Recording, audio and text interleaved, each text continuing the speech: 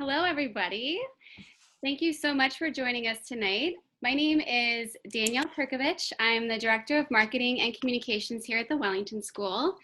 Tonight, we are all set to talk about civil discourse, civic engagement, and what that looks like in, setting the stage in the family, building on those relationships, and then moving outward into our community and creating unlikely friendships and really healthy conversations with people who see things differently than us. So before I get too deep into the conversation, I'd love to just go over a few housekeeping notes. If you're joining us tonight for the first time using anything other than a regular Zoom meeting, you might be a little confused as to why you can't see yourself. And that would be because Zoom has now put out a version of their product that allows more of a webinar format. So don't worry, audience members, you can't see yourself, and that is by design with this particular version of Zoom. No need for alarm, and the same is true for your audio, so no worries there. However, you'll notice that there is a Q&A option. There's also a chat, and tonight I'll be moderating that chat as we move through the conversation. So feel free to pop your questions for the panelists or for me in the chat. I'll be looking at that along the way. So a few other things. Tonight we're going to be talking about several different topics and how they work together. But as I mentioned earlier, one of those is creating unlikely friendships. And so we'll be getting into that further into tonight's conversation. But right now, I would just like you to pause for a second and think about a time when you had an unlikely friendship. Somebody who just you never would have picked out of a crowd, but somehow you formed a bond that is special and unique. If you think of something special that you want to share, please pop that in the comment. We'll be using those examples later in our conversation. So again, feel free to pop that in.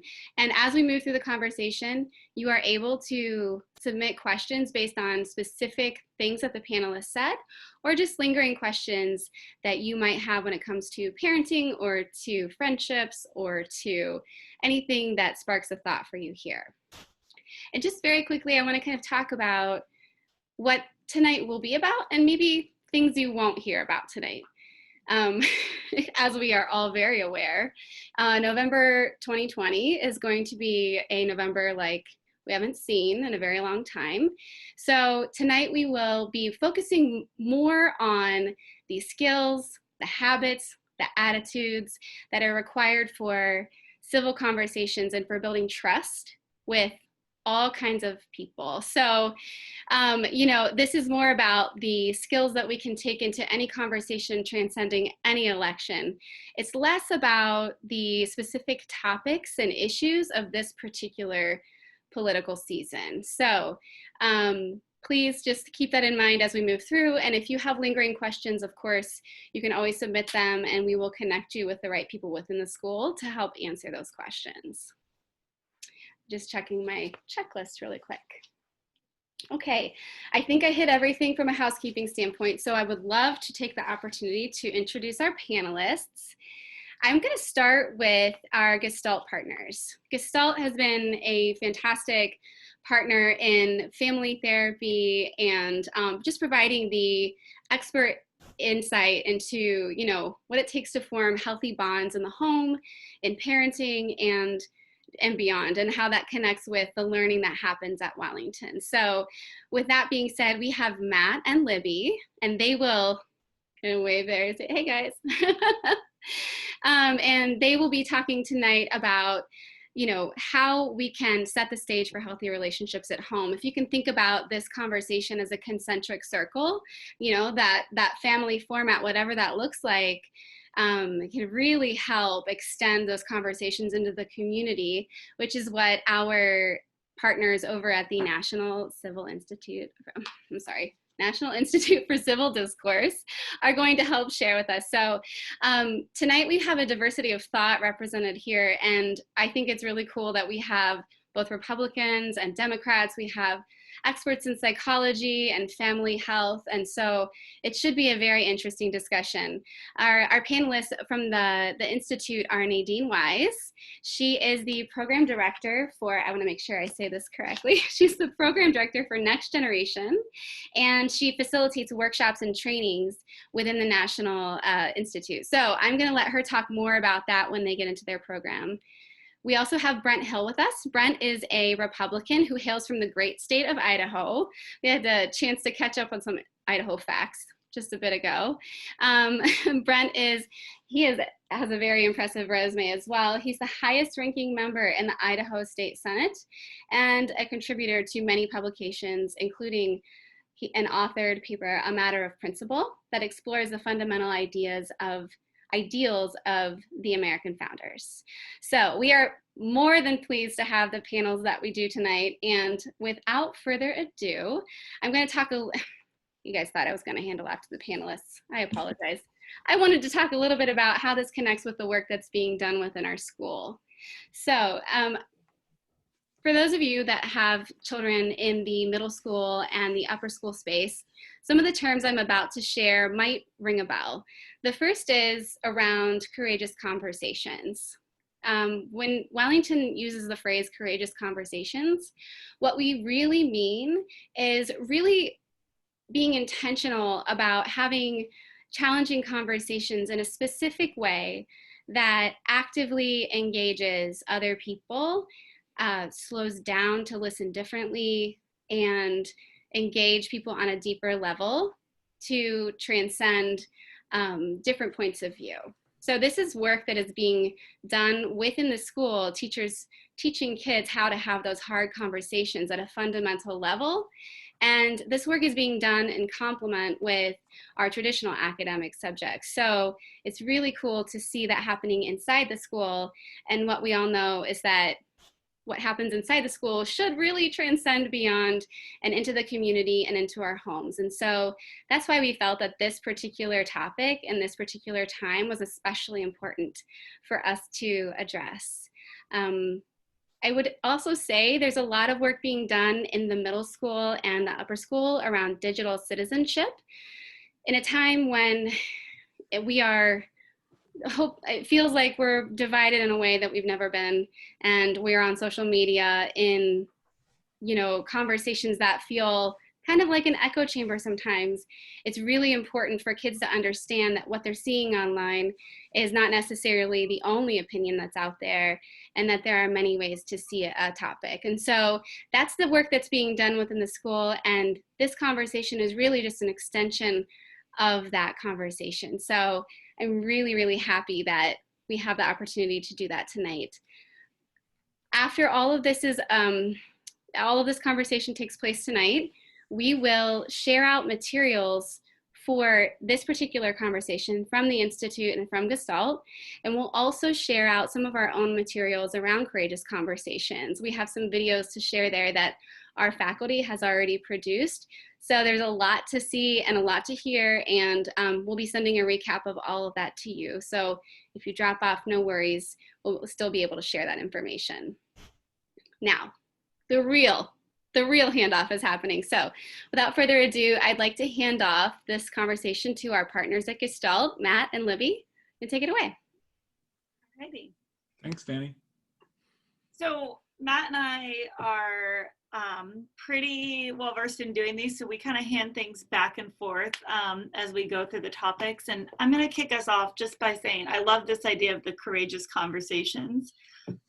Any of us that have been quarantined at home with kids have had a lot of conversations over the past however many months. And as draining as that can be from a parenting perspective, I think one of the things that we really want to touch on tonight is the nature of these conversations, and especially the important ones. One of the things that Matt and I spend a lot of time talking to families that we work with and the community about is the way children learn to be in the world, and we'll go into that in a little bit more detail. But these are not sit down, tidy teaching conversations that we have with our children. They happen in an iterative way. They happen over time. They happen in really inconvenient moments.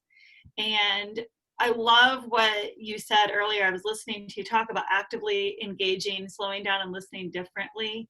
One of the biggest things that we talk about with parents, with kids, is this idea of respecting the child's experience, right? And understanding that what's a big deal to them is maybe not a big deal to us, and vice versa. And how can we meet the child and actively engage them, be curious, not get caught up in the facts, and kind of draw them out to literally do as you're saying, actively engage, slow down, listen differently, so that we can start to model for them.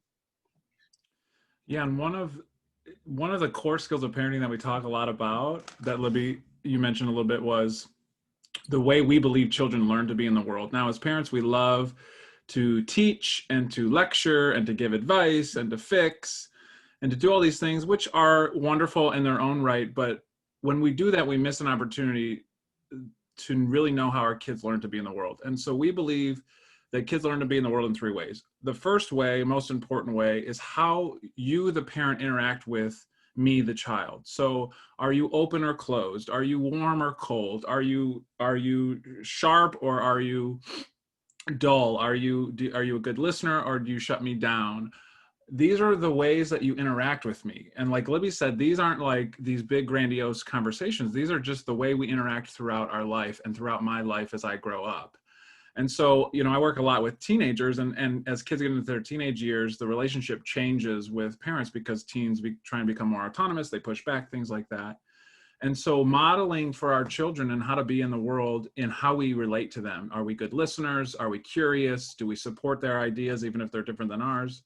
Is extremely important. And these are not learned from children in lecture formats and advice giving.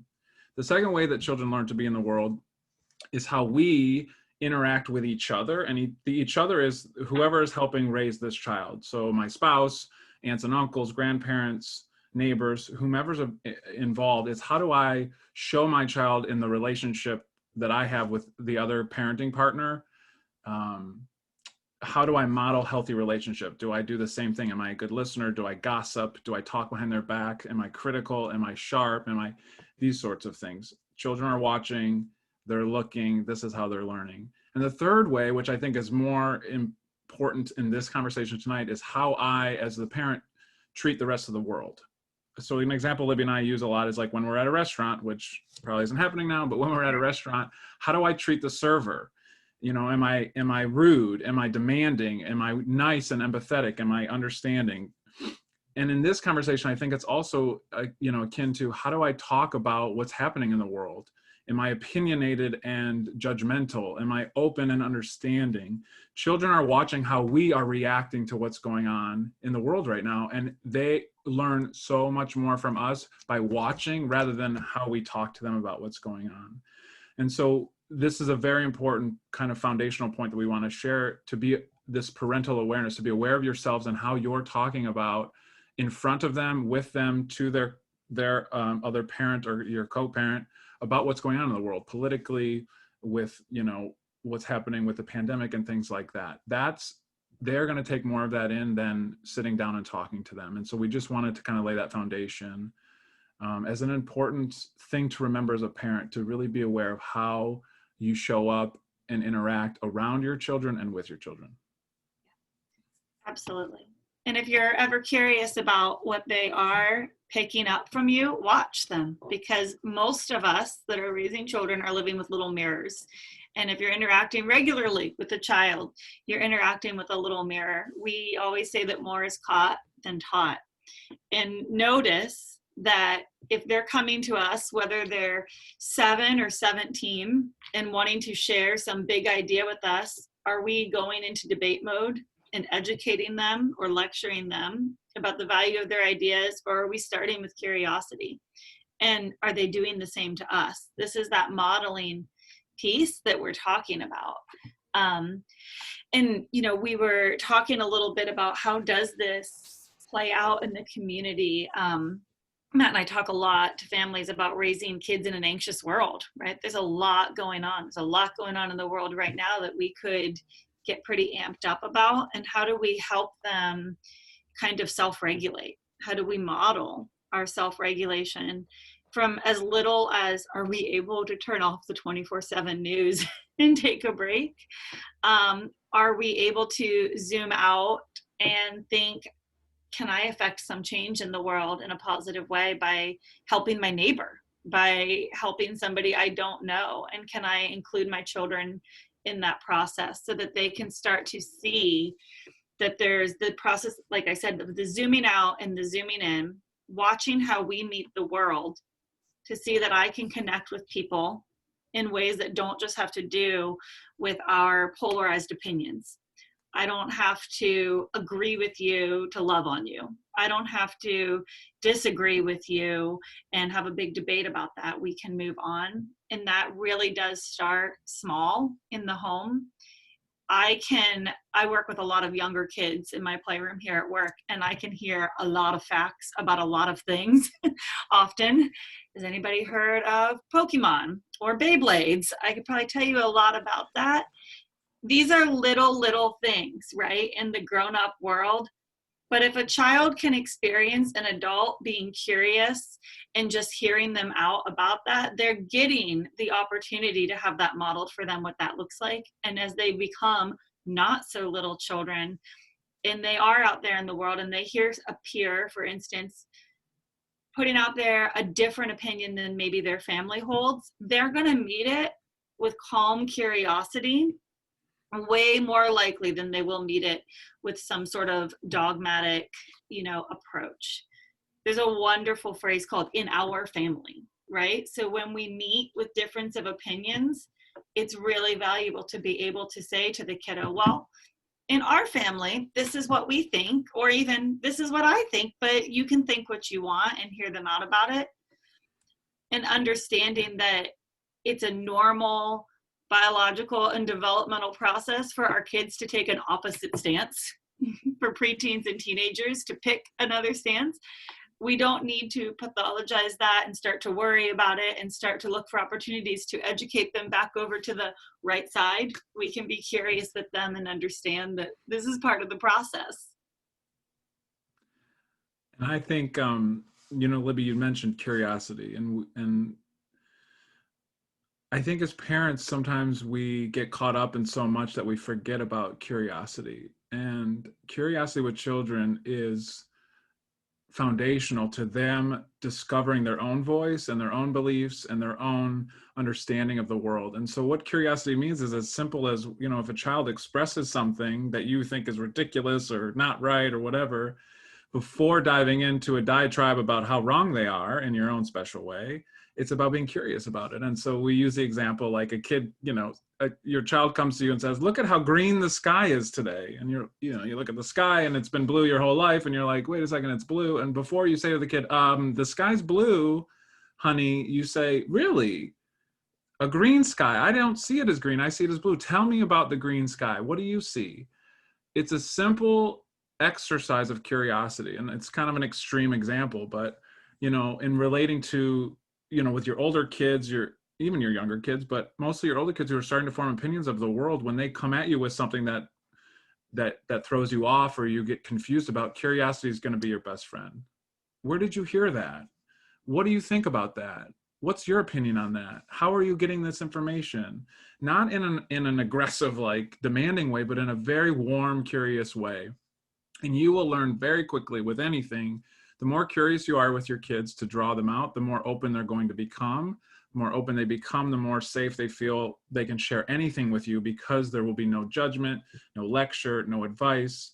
And that connection is stronger between parent and child, because the parent is extremely curious about what's going on in the child's world, what they're sharing. And the goal, we believe, of parenting is that emotional connection, to create a space that the child feels safe to share with you whatever it is that they're thinking or feeling, even if it's completely goes against what you think, believe, feel, because the first place is curiosity. And I think a lot of the children I work with, the teens I work with, feel like, whether it's true or not, it's true for them, feel like their parents lack that skill. Because I think as parents, we get so scared that we have to teach, that we have to make sure they're on the right track, that we miss an opportunity to really understand our child's perspectives. And what that might create is a closed-minded family that a child feels very locked into, so they either can't have their own belief system or completely rebel against the belief system of the family, which isn't good either, because it closes off the child to other experiences, other belief systems and things like that. And I don't know, Danny, how much time do we have? Because Libby and I can ramble on for forever. I just want to be respectful. Oh, that you are doing great. I think that you're doing great. We have a few more minutes. I think we can talk about, whatever you have left on your agenda, and then we can move on. Let's call it 5 minutes, and then we can transition over to the partners. Yeah. Perfect. So I want to touch on a little bit of what Matt did, which is that fear, right? When you hear your child say certain things, you're like, oh, are they going to go out into the world and be this way? Or do they think this? Or what if this, right? We can really, when we're dealing with children and teenagers, go down a what if rabbit hole. And Matt and I at our practice have a way of educating families about what we call the container, which is not something that we created, but it's something that we've kind of adapted as a tool. And so if you imagine that there's a box, right? Just 4 walls to a room. What we want is for a kid to have a solid understanding of the family value system. And I mean this in a really broad term. So just to put it as an example, the 4 walls of one container might be respect, curiosity, kindness, and openness, right? And so if we have set in practice in our home that we operate with respect, curiosity, openness, and kindness, that applies to any manner of interactions. It applies to whether or not they are on the internet, being a good digital citizen. It applies to whether or not they did their chores the way we expected them to. And the beauty of this container is that it creates 4 safe walls for a kid to lean against or sometimes crash into to start to learn how to operate in the world. If the expectation is set that you're going to meet the world with openness and respect, we don't need to have that rising panic when we hear our kids start to say some really rigid things that maybe don't align with our family, or when we see them perhaps making an unlikely friendship and we think, how's this going to go? We don't have to worry about that as much. We're going to worry a little bit, but we don't have to worry as much because we know that they understand the container and it travels with them. So if they go and have dinner at a friend's house, in non-COVID times, we can maybe trust that they're not going to say something totally off-putting and ridiculous and hurtful to the neighbor's parents. We can also understand that they know exactly where they stand. They're exploring within the safety of this container so that they can go out and meet the world and be curious and open and respectful, form lasting relationships, and still maintain that connection of the family home because that container goes with them. This is something I think, Danny, you said you were going to hand out. We have a small handout that we give to families to create their own family container. And we talk a lot about this, and we again could go in a ton of depth about it, but the goal of this is creating a culture and a family to help the children understand where the boundaries are and what the consequences are if boundaries are crossed, and that travels with them. So if you have any questions about that, just shoot them out, or things like that. But respecting time, we have that handout too. Thank you so much. And yes, we'll be sending the handout, which is a great resource, along with the other follow-up items. So thank you guys for putting that together. I do have a couple of questions coming in, but I'm going to save them, and they are in the space of just using that container in real time. So be thinking about that as we move on to the next layer of the concentric circle, which is us as parents, as caregivers, as teachers, as adults in the world, modeling unlikely friendships and engaging in civil discourse. So with that, Nadine and Brent, take it away. Okay, we will. Thank you so much, Danielle. We appreciate the opportunity of being here. I'm just finishing up my 19th year in the Idaho Senate. I'm not seeking re-election this year, so I'm finishing up my career there. I've been told that being a Republican from Idaho, I'm probably about as diverse a creature as any of you will meet. And so when we get done here, if you can tolerate me, you ought to be able to tolerate anything. But I just wanted to share with you when I first got in the legislature, and that's been a while back. But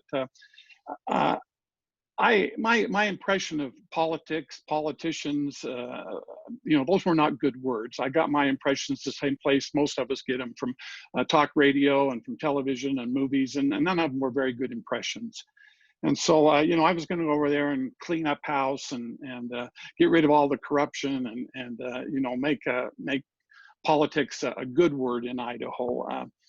And I guess probably my biggest pleasant surprise when I got in the legislature was I found there were a lot of good people there. They were there because they wanted to make this a better place to live and to raise our families and to do business. And that was true regardless of what political party they belonged to. And it was true regardless of what part of the state. I mean, they may have come from the timberland up in the Panhandle or the potato fields down in southern Idaho, but we all had so much more in common than we had in differences. And so I'm excited now to just getting started in some involvement with the National Institute for Civil Discourse. I've known the organization for several years, but haven't been personally involved with it. It's a nonpartisan organization. It got started actually back in 2011 when Congresswoman Gabby Giffords was shot. Some of you will remember that. And she was just out doing what she liked to do, and that was meeting with people. Even before she was shot, she had already started some discussions with the University of Arizona to create a center to study how to improve the quality of civil conversation. Our first co-chairs were President Bill Clinton and President George H.W. Bush. But Gabby believed that before and after the shooting, she believed that people with different values and political preferences, that they could discuss their differences in a civil and a productive manner. And so that's what our objective is, to transform what some of us see as a lot of incivility and political dysfunction out there into civil discourse that will strengthen our American democracy. But I want to make sure you understand what we're not. We're not about changing political views. Civility should never be used as an excuse to silence other different political views.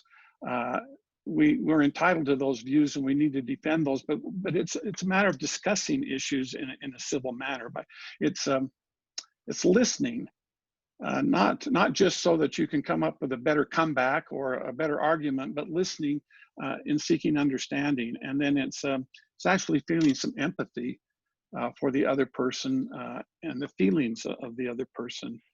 And so Nadine and I head up what we call the Next Generation Program. We go out and visit with legislatures around the nation, and we meet with the legislators themselves, the lawmakers themselves. We have workshops. Our premier program is a half-day workshop where we get together. We call it Building Trust Through Civil Discourse. And it's designed to help legislators.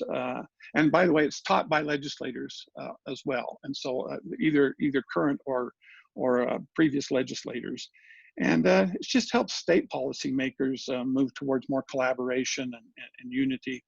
And we had this workshop in Idaho. We had it for our whole legislature, the House and the Senate. All 103 of the 105 members were there. We felt like it did some good. And so I'm excited to get in this. And it gets into some of the things we're going to talk about today. But just wanted to give you that introduction. Nadine, do you want to say a few things? Sure. Yes, I would just like to say that, Brent just joined as program director of Next Generation in June, and we are an example of an unlikely friendship. So we've been working really, really well together. So we not only go out to these state legislators and encourage civil discourse and to improve their own skills and improve their empathy and their reflection, but Brent and I are a perfect example of how these relationships can work. And I was really struck by what Libby and Matt shared about how we need to model civility to our children and be curious and listen with openness and curious minds and hearts.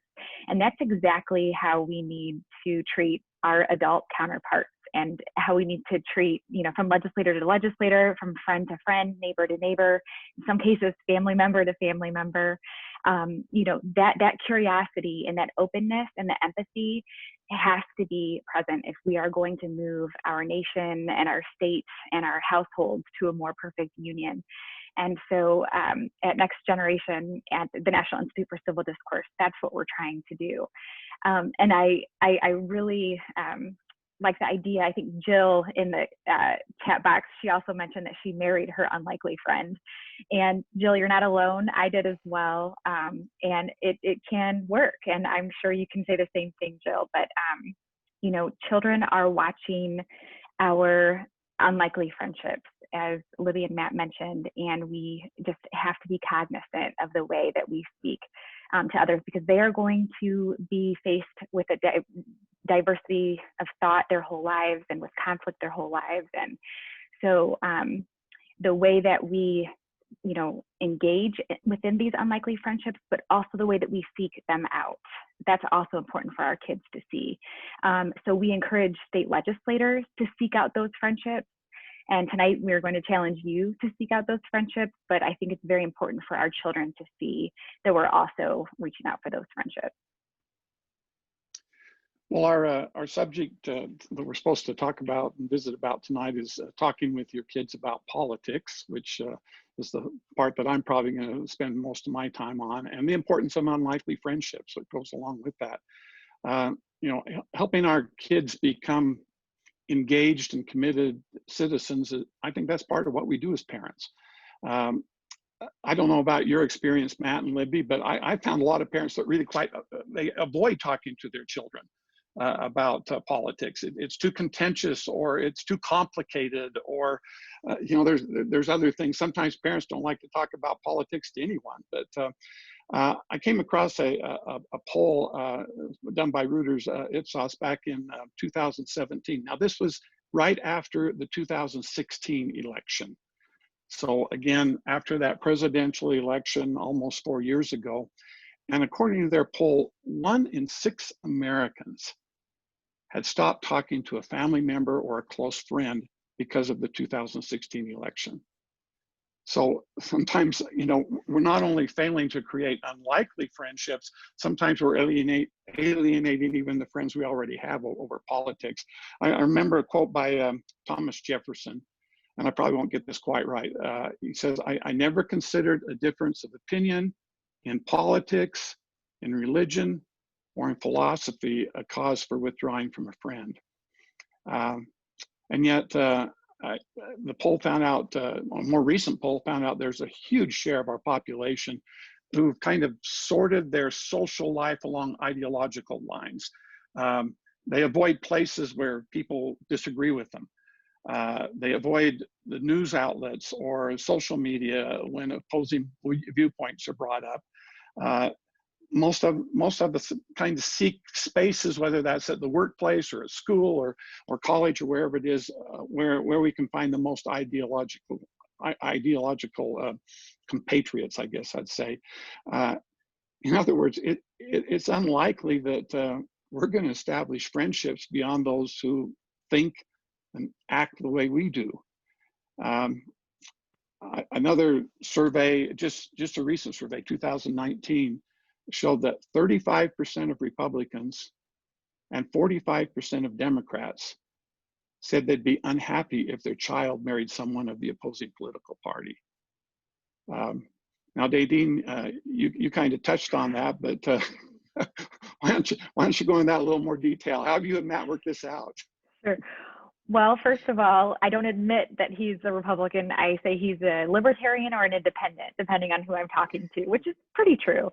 But his family is very conservative. And so we've had to make it work.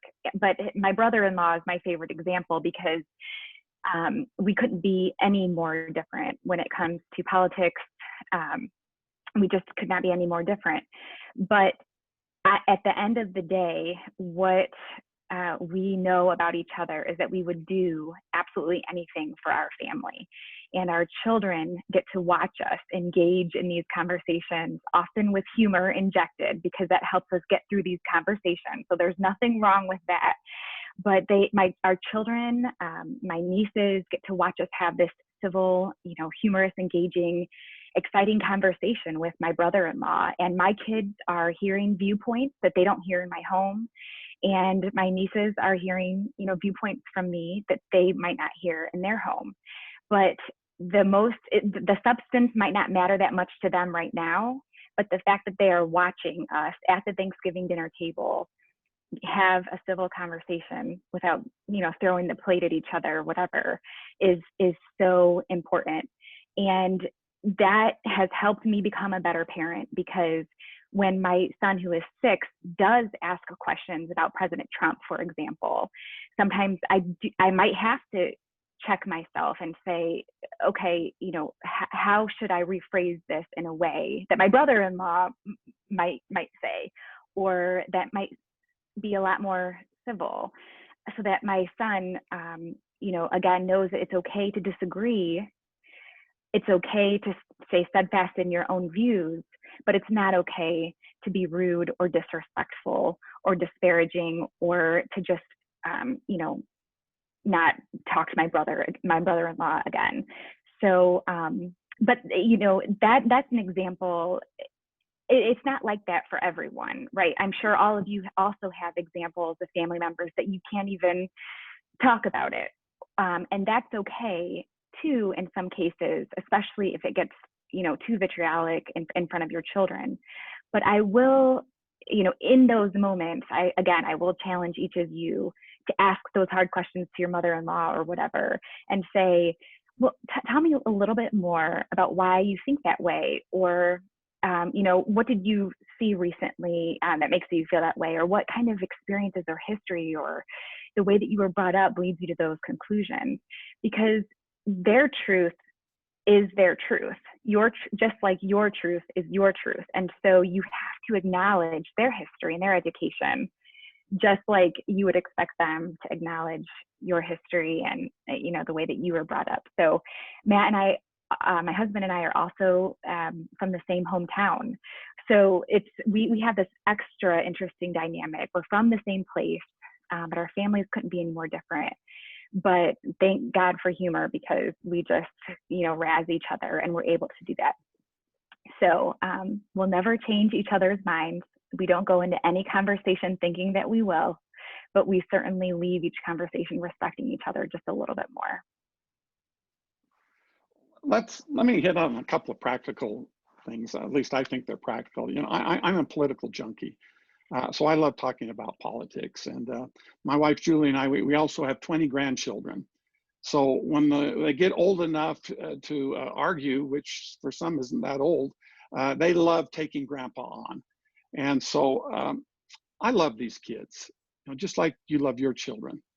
And the last thing I want to do is to offend them, alienate them in any way, or even turn them off of our democratic process, which I think is so important. So I want them to be involved, but I don't want them to become cynical. I want them to be passionate, but I don't want that passion to turn into bitterness or contempt for other human beings that might think differently than they do. So how do we talk to our kids about politics and unlikely friendships? I think we have to teach them the same thing that Nadine and I try to teach legislators, lawmakers, and that is an important principle that we need to talk about policies and not people. We need to stick to the issues and don't attack the other person's character or personality. I think as we talk to our children and grandchildren, we need to, I think it helps to talk about public policy issues, the pros and the cons that are of interest to you and your family and your children, before you delve into trickier things like candidates and campaigns and things like that. You might want to start out with some local issues like school bond elections and things like that affect them directly, and other things that might be debated in your community they've heard about. And then depending on their age, you can expand into tougher issues like, you know, healthcare and gun control and racism and immigration and things like that. But if we can keep the discussions with the kids focused more on the policy and less on personality, then we're talking about what really is important. And you know what I found is sometimes they might disagree with you. And like Nadine said, you know, that's okay. The important thing is to listen, not, again, just not to come up with a comeback, but listen to better understand and then to empathize with their feelings. And if they know that you respect what they're trying to say and you love them and you care about their feelings, then that's definitely going to be a civil discourse. Now I gotta throw out one warning. You can go through a lot of this process and you can undo it very quickly. And what I mean is, you can undo those meaningful discussions by turning around and griping about everything at the dinner table.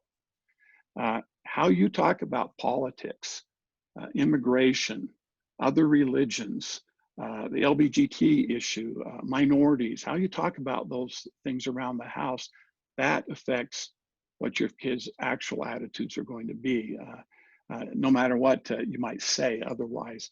I'm going to give you a terrible example, but this was several years ago, so you can't even figure out which president I'm talking about here. But there was a family in our community, and they had a boy and a girl who were both in grade school, and they rode the bus together to school. And after one presidential election, these two kids got a chant started on the bus chanting, "Assassinate the president, assassinate the president." And I don't think kids learn that from television. They don't. They learn that from what they hear in their home. And again, I don't think their parents ever thought about assassinating anyone. But it was the way they were talking about it, and maybe saying that it'd be a good thing if that happened or something. I don't know. But how we talk just in general, I think is really important. You know, some of my best friends are members of a different political party. And I remember going to a dinner. This was just this last session. We were going to a dinner, and my wife and I were there. And this was a dinner that was sponsored by a lobbyist group, and there were a number of legislators, actually mostly senators at that particular dinner. And Julie and I sat next to Cherie Buckner Webb, Senator Buckner Webb, who's an African American Democrat, and Michelle Stennett, who's the minority leader in our Senate.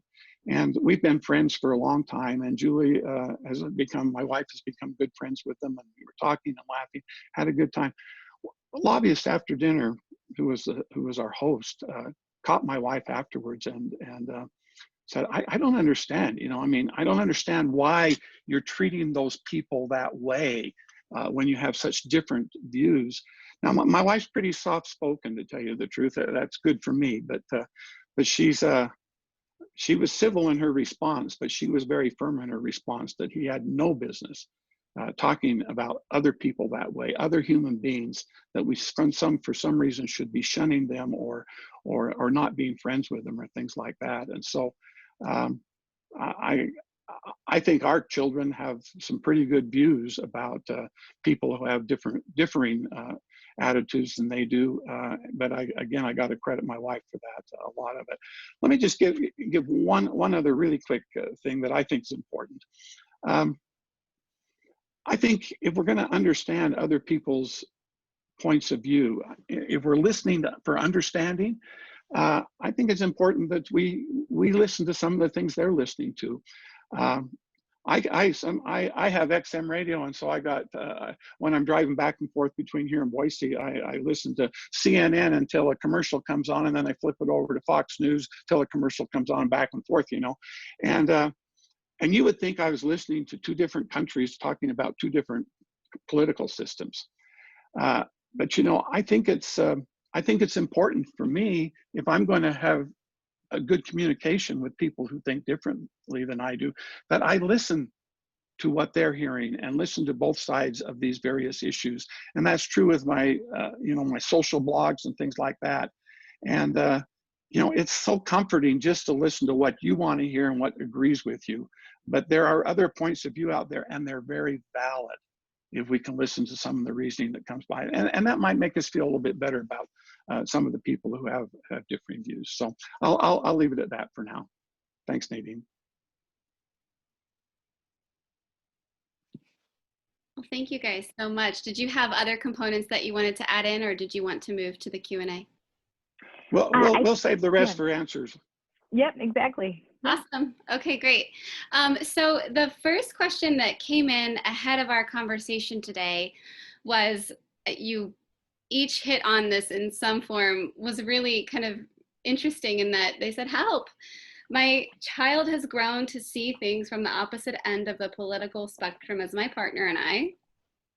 While this is okay with us, some of her political viewpoints are concerning to us, and we want to share this concern without alienating her. What should we do? So there's two sides to that coin, right? Yeah. I first go to thinking about the things that our Gestalt partners spoke about. So I'm going to hand it to Libby and Matt first, and then I'll ask Nadine and Brent to weigh in as well. I just was listening to that, and I know Matt has a good answer. I can see it, but I want to say my first thought was curiosity, right? Be curious with the child, but then I was like, actually, wait, go back even further. Be curious with yourself. What feels concerning to you about the differing beliefs that your child has? Check in with yourself and see if you can name that. What's kind of unsettling you? Check in with whoever you're co-parenting with. Someone who you can trust to give it to you straight. Sort out your own curiosity for your own process first. Then Matt, I think, has something to say, unless that was it, about interacting with the child. That was pretty much it. I was also going to add, because it's parental awareness, check yourself first. What feels concerning, get support around that. But then also, when it comes to your daughter, seek to understand, curiosity, understand where her point of view is coming from, why it's important to her. But also check in, and as you talk to her, does she feel like she's outside the family container? Is your family open, but she's really closed about it? Is your family respectful, but she's being a little disrespectful? Then these are things that need to be discussed as well, that outside of the political spectrum, about how we can be different, but also make sure we're open and respectful about our opinions. And then as parents, just being really curious, but checking our own reaction, as Libby said. So, yeah. Well, I'll just say, as an experienced parent here, this isn't going to be the only thing that you're concerned with that your kid comes home with. It could be a date or somebody they're getting engaged to or whatever that you might not think is a very good idea. And so these are things we have to learn to deal with. And I would just reinforce what Matt and Libby said. Important thing is to show respect for what it is that they believe in, and again, the empathy there for their feelings. And we don't have to agree. We can show respect without agreeing with those particular issues or those things that are the source of contention there. And in the process of disagreeing, both sides should get a chance to talk about the pros and cons, and to visit about why it's important. And it comes back to that listening for understanding. Try to really understand why they think it's important. It might be a whole different reason than even what they think is the reason why they think it's important. It could be peer pressure. It could be a teacher at school that's influencing them. It could be just a time in their life that they're going through. And so if in that listening process as a parent, I think we have kind of a special gift to maybe see into their souls a little bit, and maybe help them sort out some of their concerns. And again, it's not just in politics, it'll be in a lot of things that we deal with. And I would just echo everything everyone is saying, but I would add, maybe again, you could seek out that side of things either in a news outlet or via a friend or a neighbor who holds those views, and maybe ask some questions about how people get to that opinion about something. And maybe you'll actually learn something, or you'll see their side of the story, and it might help you put your child's perspective better into more of a perspective. Awesome. Thank you so much. So the next question came to us ahead of time as well, and it really has to do with, in fact, we've seen many questions about this, a topic that's transcended generations, and that's around racism. And this particular question came in with the framework of, as a parent, I have more conservative views, and how do I control my response when somebody says, because you feel this way, you must be a racist? The same questions came in different forms, because if when children feel a certain way, and how should they respond when someone accuses them of something that just is wildly untrue or off base? What are some practical responses for that? And perhaps Matt and Libby can weigh in on some of the more self-regulation or like cognitive functions that anyone could really lean on to help calm ourselves down when we feel like we're being attacked. We'll start with Matt and Libby first, and then we'll bounce back to Brent and Nadine on that question. I just want to start by saying, when we, as humans, when we get called out or we feel like we're being called out, usually our immediate reaction is to be defensive. And so as a parent, if you have a teenage child who's angry or upset or feels like you are very different than them, they're going to come at you guns blazing. They're going to be calling you names. They're going to be saying things like you're racist. And that evokes this response, this defensiveness. I need to defend myself or get angry back. And it's a normal, natural human response. But if we can get beneath that, and again, this is the buzzword of the day, be curious with our children, like, help me understand what you're saying. I don't think I'm a racist, but you're calling me one. So help me understand why you're calling me this. And it's very difficult to do that in a moment of emotional reaction. But the more we can kind of come over our own defenses to come to the other side when we're feeling like we're being called out or being called something that we don't believe we are, the stronger we're going to be able to, one, learn why the child or person is saying this to us, and two, maybe understand the nuances of why they're saying this, so that we can have a better depth of understanding of how we might be presenting ourselves to someone. So really being able to acknowledge our own emotional reaction when feel like we're being called out, and try and transcend that. Absolutely. Just to add one thing to that too, to kind of tie back into what we said at the very beginning about listening differently, is if you're going to ask your child or whoever's, calling you out in that way, help me understand, then really listen. Don't just be tuning out, building your counter argument. There shouldn't be an internal dialogue at that point. You really should be listening, so that, one, you'll de-escalate the situation, you'll be self-regulated, and you might learn something. Do you have any top self-regulation tips, like while you're trying to de-escalate yourself? I've been in my own situation with my toddlers, random stuff that I feel myself getting angry, and I'm like, man, I need to just walk away. What are your top self-regulation skills for parents that you dole out, if you don't mind sharing? Pause. Stop. Yeah. Stop. We live in such a world of immediate gratification and real-time information and real-time responses. I think we forget that we can pause, and we don't even have to answer something immediately most of the time. We can say, I need a minute. I need to think about that. Pause. Depending on the age of your child or whoever you're interacting with, you can grade it, but pause is the biggest one. And remember the little human inside the argument. Awesome. I'm going to say this all night long, but curiosity. I love the example, like when you have a young, like 1-year-old who's in the high chair eating spaghetti, and then all of a sudden they start throwing it on the floor. And as a parent, your first reaction is like, oh my gosh, I just mopped this floor. I'm angry. If you can flip it around to the child's perspective, while she's laughing and giggling as it's splattering on the floor and she's throwing it harder and softer, to experience what she might be going through in that moment can help you take a pause and then have some empathy for this toddler who's destroying the floor, rather than getting angry that you're going to have to clean it up, because she is experiencing the world in this new exciting way. And if you can see it through her lens, it might help a little bit too, adding to the pause. I'll just second that.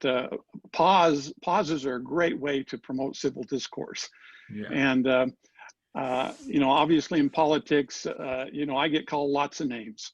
Racist. I hate the Constitution. I'm a traitor. All kinds of things.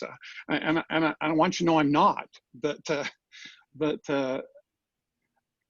every situation's a little bit different, and it depends on whom you're talking to and what the situation is. But sometimes, if somebody catches me in the hall and is upset about the way I voted on a bill or something like that, and starts in that, again, just pausing and trying to maybe put it off to say, listen, I think we ought to talk about this. Why don't you come to my office this afternoon and let's visit about it or something, and give them a chance to cool off a little bit. It's really, really hard to have a one-sided civil discourse when somebody's angry and yelling at you. I have one little trick that I use for myself that has paid off good dividends over the years. But if I get it in the form of an email, and I get some pretty mean emails at times, I try to listen to what it is that's really bothering them. Get down to, and I try to answer it. I try to answer it in the way I think they should have written the letter to start with, or the email to start with. And if I can respond in what to their questions in the way they should have asked them, it's just amazing how many times I'll get something back, thanking me for my response. Now, not all the time, and probably less than half the time, okay, but quite often. And so I just second the idea of just pausing, backing up a little bit. Let's don't talk about it when one or both of us is angry. Let's see if we can visit in a more rational time. Thank you all so much. So over the course of our conversation, we've had a few questions come in the Q&A, and I'll just read the first one, which is all around, to kind of come back to our topic of racism. Again, it's something that transcends generations and different perspectives. And so this question is more from the perspective of how we can address this with our young children. How can we help them show respect and to learn what that's like? I know you mentioned modeling. Are there other elements to this for such young children? I'm thinking, I'm imagining this person is speaking about a child who has little experience with that. I think, and I want to say this with full awareness that I am not a person of color. So this is coming already from a biased, maybe in some way, viewpoint. But I think with young children, one of the first things that you can do is be aware of your surroundings and start the conversation in a very visual way. Be conscious of the books and the toys and the materials that you bring into your home and present them without comment. Make sure that the things that you're exposing your child to are not only from one viewpoint, whether it has to do with skin color or politics or anything. It starts young, to make sure that their world is rich in that way and to make sure that their world is open in that way. I don't know if you have something to add from that, Matt, but from my perspective, kids learn way more than what we tell them. They learn what we do. They learn what they see. They learn the way we interact with the world. Yeah, that was going to be my point. Just modeling for them, how we interact with the world and how we deal with racism. And again, like you said, Libby, this is coming from a white man, but it's something that is in our national dialogue right now. And I think it's important to create the space in the family around respect to talk about things, differences that we might not experience in the family. And I think Libby brings a good point for young kids to bring in things into the home without comment that can support the differences out in the world that aren't happening in our family. And to build on that, and I don't mean not to discuss it at all. I just mean it's not like you need to present a book to be like, this is for diversity. It's just, this is a book, right? And to educate yourself, so that you can start to have effective conversations with your children from an early age that maybe we didn't have growing up, so that we can start to become aware of our own, bias or our own ignorance in areas where we think out of our own compassion, oh, well, I'm not racist, or, oh, I don't think that. Maybe there are areas where we're just not aware of what we're putting out there. And if we can spend time to educate ourselves, then when natural opportunities arise with our kids, then we do have the conversation. Have conversations, but let it evolve organically.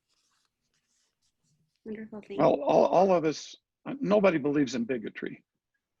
You know, we all hate it. It's ugly. It's disgusting, regardless of whether that's based on race or some other issue. And I think those discussions are good to have. It's hard with real little children sometimes, but I still go back to how we act in our home, what we talk about around the dinner table, what we talk about when we see television, or even when we're watching the news, and the response we have to some of the things that are going on in the world right now. And so I found that some of the feelings of racism sometimes comes from when they get a little bit older and start going to grade school, and they see how their friends are acting and how their friends treat one another and so forth. And so if we can build those foundations in the home, and I know it's hard when they're real little, but I think the power of example is huge, particularly when they're very small. Awesome. Thank you all so much for that. We have one final question that I think is a fantastic segue. We have a question around what to do when your politics and morals collide. And as I read this the first time, I was thinking of all the different ways where that might occur. I know in my own life, I've gone along my journey and thinking, okay, this is my political belief, and then I'm encountered with this other thing that seems fundamentally opposed. So how do we respond to those moments, and how do we help our kids navigate those moments as well?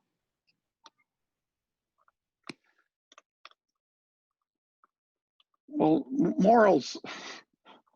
I think what we all need to learn and what we need to teach as well is that morals are very important. I mean, we learn that through our religion, through our lives, through our own experiences, and we develop things that are morally right or morally wrong to us. What we have to keep reminding ourselves and reminding our children as well is there are people who live by a different set of morals than we do, who are still incredible, wonderful people, still children of God. You know, that we need to continue to treat with respect. And like I said before, civil discourse does not mean you have to agree. It means that you listen to one another and you have empathy for one another's feelings. And I don't mean to harp on that continually, but that's what we got to look at is to develop that empathy and that understanding. And again, it doesn't mean we have to give up those things that are morally important to us, that are sacred to us, in order to do that. But recognizing, we come from different backgrounds, and just seeking that understanding for each other, and going back to Matt's curiosity again. Nadine, Matt, Libby, would any of you like to weigh in on that last question? Any other thoughts? I think just to build on that a little bit, that idea, the way that question is posed, I think is the way this often happens. You're met with that suddenly sometimes, whether it's come from a child or a neighbor or a family member, a dear friend. It does sometimes feel like you're suddenly met with this very divergent opinion from your own. And again, it's that pause, right? It's that pause. It's focusing on the human behind the opinion. And understanding, not every family operates from the same moral compass. Not every family has the same container. And it's that curiosity piece, checking in with myself. What is bothering me about this? What is my worry here? And am I in a place to have an open and engaged conversation about it? But we all have to admit, it's one of the most difficult questions that has come up, really, because you're talking about your own children, and you've tried to teach them moral values that are very personal and very important to you. And so it's not a matter of just having tolerance for another person and what their values are and treating them with respect. You're talking about your own children, and it's so important to you that they adopt those same moral values. And when they start going astray from that, it's whether it's from political standpoint or way of life or something else, it's very frustrating to a parent. And I know we've heard it all before, but sometimes kids go through things. Sometimes each of us went through difficult times, but if the parents continue to show love and respect and empathy, even those moral things are going to mean more to the child as well as to the adult. Awesome. Well, thank you so much for weighing in on all of this weighty, heavy, but potentially funny topics. This has been a really, really great conversation. So thank you, Brent. Thank you, Nadine, Matt, and Libby. This has been really helpful. And as I mentioned at the top of the hour, we will be sharing all of these resources that you've mentioned tonight, along with the recording of our conversation. So if you have a friend that you think might benefit from what we discussed, please feel free to share. And if we didn't touch on something that you have an outstanding question on, please also feel free to share that. You can email us at communications@wellington.org, and I can make sure that you get connected with the right moderator or the right expert. Along with that, and before we sign off, I want to share a little bit about what we'll be touching on in October, which I can't believe starts in just a couple of weeks. October is coming. So we have a club here at Wellington called A Foot in Two Places. A Foot in Two Places is all based on celebrating diverse heritages. Heritages? Is that the right word? People come from all different backgrounds, and many of us come from a blend of backgrounds, whether it be from our countries of origin or our religious beliefs or just, anything that you can think of. And so A Foot in Two Places aims to celebrate that diversity and help students see the amazing attributes of being from multiple different types of backgrounds. So A Foot in Two Places has partnered with Dr. Sharon Gaither. She is with Duke University, and she will be joining us to discuss how to support your child and how to celebrate those authentic and diverse experiences. I want to make sure that I also touch on some of Sharon's key points, which is that she'll be helping us understand what the benefits are and developing that awareness, as well as, how to really provide a safe space for kids that have those blended backgrounds. So we're really excited for that. That'll be at the end of October, and we'll be publishing specific details on how to register for that talk, which will also be held virtually in late October. So again, thank you to our panelists. Thank you to our audience for joining tonight. Have a great night. Thank you so much. Thanks, Danielle. Thank you. Thanks for Bye. having us. Bye. Thanks so much.